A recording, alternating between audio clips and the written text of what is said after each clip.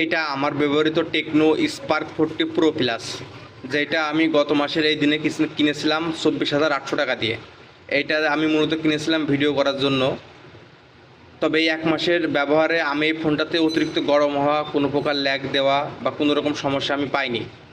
এইটাতে ক্যামেরাটা অনেক সুন্দর আছে, স্লিম ফোন।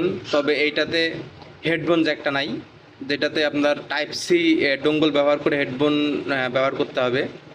তবে এইটাতে আমি সবচেয়ে বেশি সমস্যা পেয়েছি হচ্ছে গ্লাস পেপারে। এটার গ্লাস পেপার আমি যেগুলো মার্কেটে পেয়েছি সেগুলো হলো ইউভি গ্লু দিয়ে মারা লাগবে, এবং ওই ইউভি গ্লু যদি কোনো রকম ভুলক্রমে হলেও ডিসপ্লের ভিতরে যায় তাহলে ডিসপ্লেটা নষ্ট হয়ে যাওয়ার সম্ভাবনা আছে।